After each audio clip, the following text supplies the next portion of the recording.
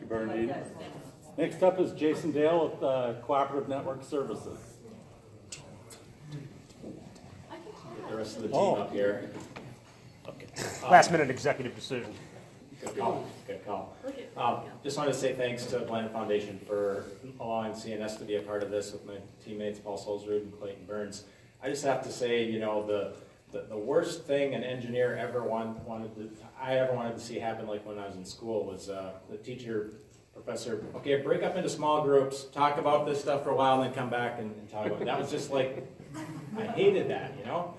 But what a delight it's been to work with this team. I tell you, you folks, everyone on this team contribute. You all came to be a part of it, and it was great. I'd be very surprised if you guys don't make something happen. And we had other visitors in the room too, a couple of suppliers, a gentleman from Bertha, someone from over on the Iron Range, and everyone had something to contribute. But I thought it was so cool to me yesterday afternoon, there was kind of this aha moment for everyone. We had like probably 3 or 4 different maps that we just kind of started to see this thing. We all kind of saw it together, I think, that this is where this thing needs to be focused on. And so that was really cool.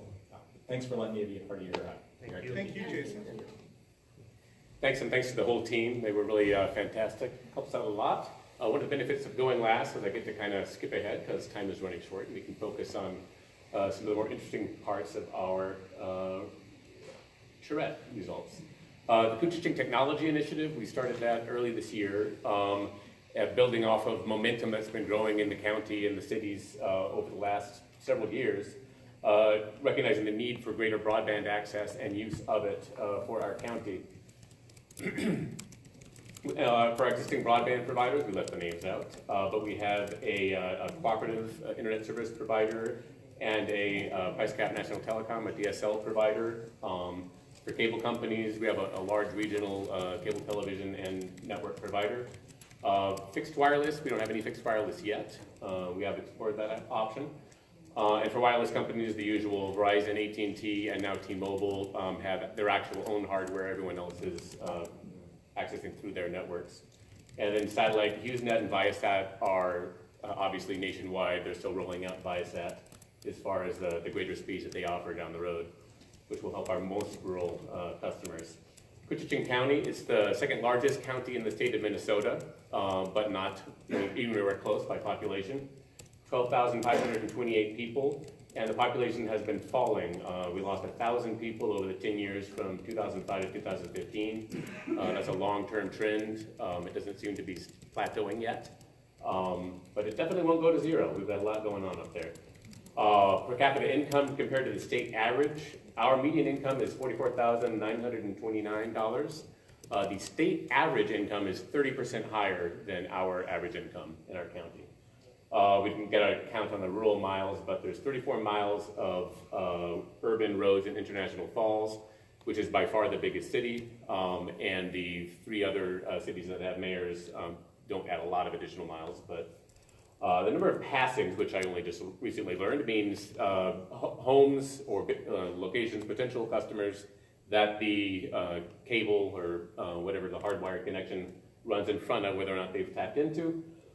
There's 8,741 single-family homes, and multifamily homes and units, 1,323, and 392 businesses included in the passings.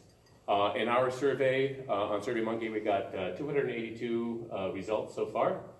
65% of our business owners believe that their internet connection puts them at a competitive disadvantage in the national and, in some cases, global market.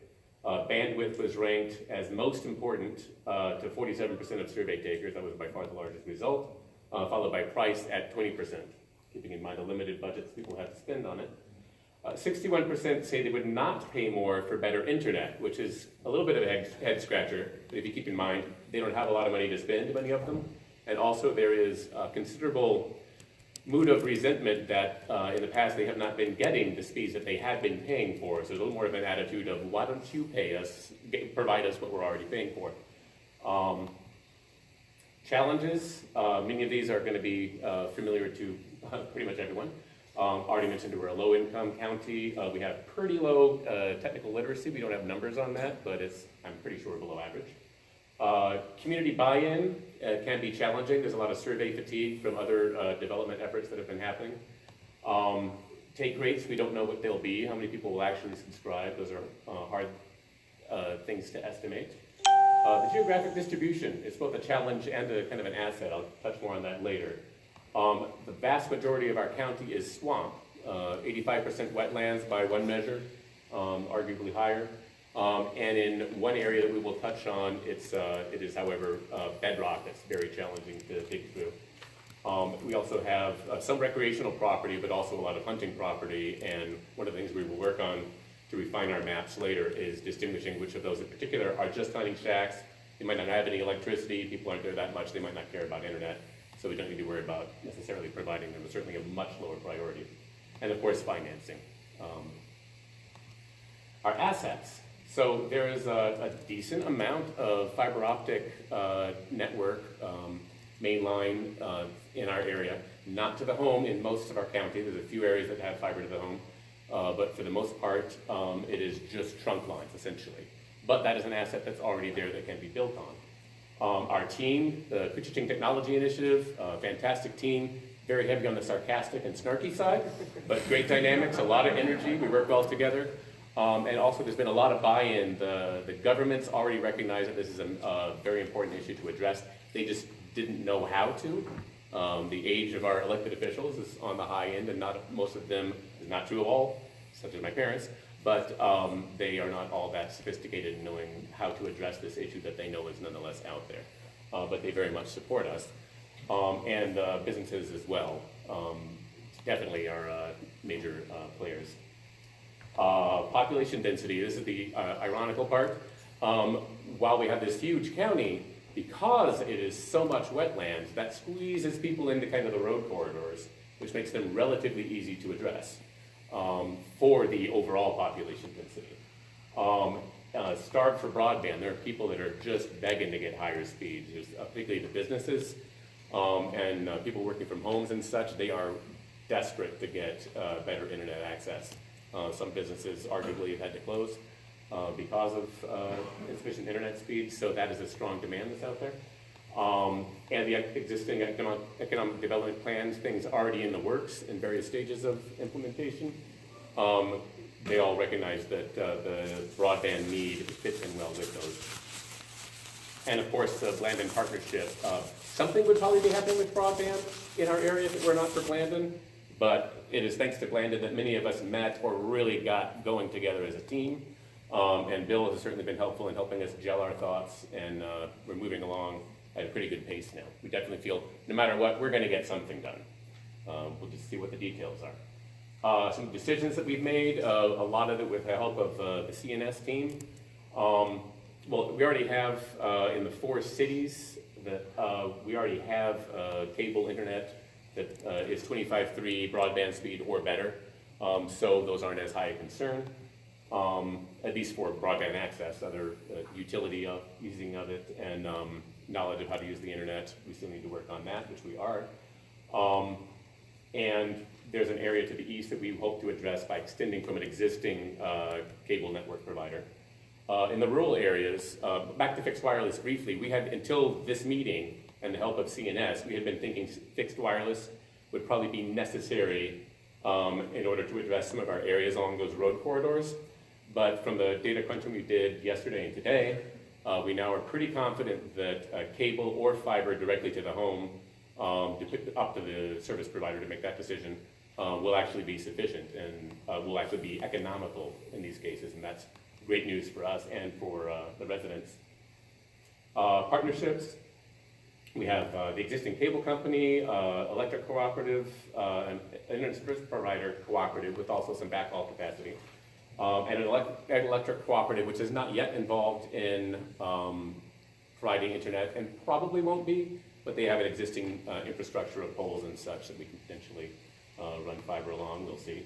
Blandon, as we mentioned, and the aforementioned business and governmental partners.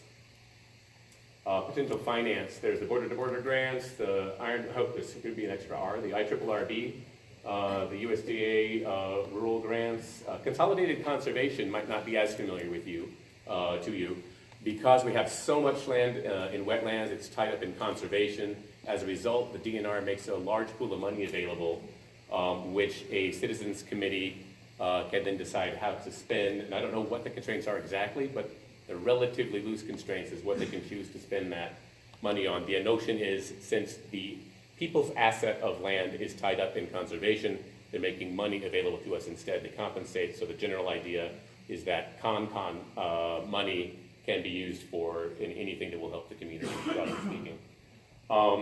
Our county is also a potential source of funding, and because we are labeled as a federally designated distressed county, that gives us some favorable access to funding. The North Star Electric Cooperative has a foundation that they can pull from potentially. The Blandon Broadband Community Funds, of course, we are able to tap into, thanks to Blandon. The various stakeholders and commercial banks may also end up being financial partners as well. In preliminary summary, there's more coming later, we have 5,661 served locations, households and businesses that already meet broadband criteria. In addition to those, we've identified 5 areas that we think are a priority to address. If those were served adequately, that would be an additional 1,493 locations that we could serve through the plan that we're starting to formulate, out of the 3,080 unserved locations. So there would still be about 1,500 unserved locations, some of which are hunting shacks, but those, they may have to wait for satellite internet to improve. And we are continuing to develop partnerships with the existing service providers to address that. I want to show you some maps here. Now, the main role of the CNS team was to make room for Clayton, their GIS guy, to pull up, to crunch the numbers on the GIS database. We can go back to the last page and click it. Thanks for your help.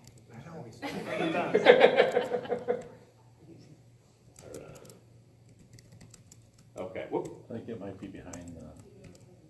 That's interesting, it's on top here, but it's not on top there. We may not be able to show your maps. No, hold on. Thank you.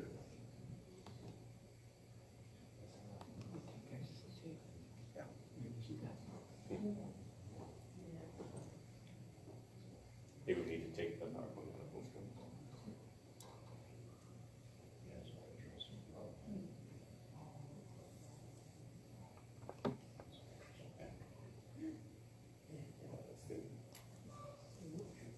Okay. Thank you, Bill. Mm-hmm. So these map assets have really helped us kind of gel our thoughts, and they're going to definitely help us communicate what we've been learning to our governmental and business partners. So this is the areas in blue are the areas that we've identified as the underserved, but still relatively high density areas we can address. All the red dots are individual locations, households, and businesses. Again, including all the hunting shacks.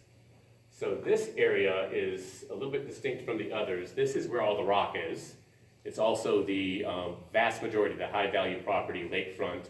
It's a major source of tourism. Let's see. It's also got a lot of islands.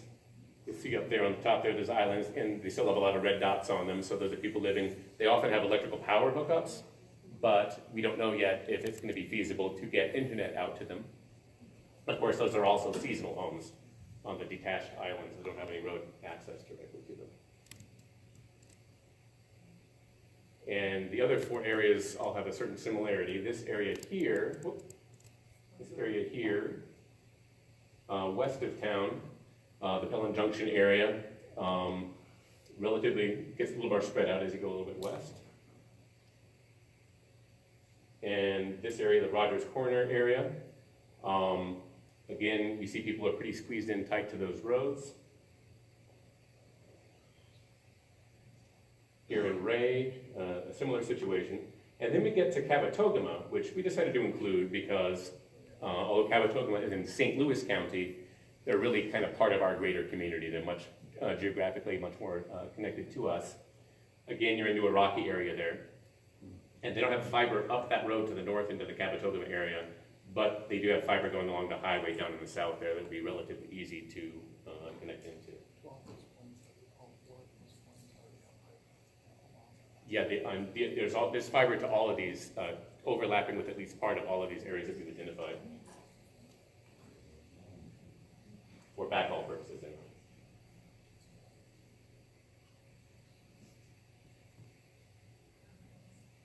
Play from current slide.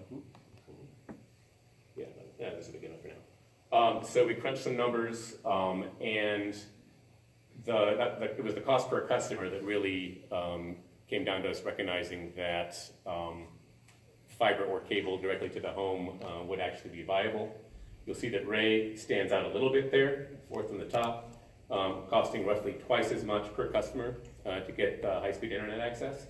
But still, our total project costs, it looks like, would be a little over $6,334,000, and the cost per customer of $8,533, which I wouldn't have known, but our consultants tell us that's actually a fairly viable number. And we are definitely looking forward to presenting this to both the service providers and our government partners and potential funders, and see where we can go from there. So thank you for your time. Our website, Koochiching.tech, has more information, and welcome any input.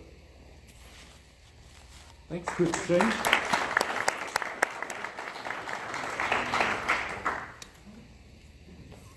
Thanks so much. And now, thank you guys for hanging in. I think there's going to be great information still to come. We've got a provider panel of folks, if they want to come up. We have Steve Howard from Paul Bunyan, Joe Buttweiler from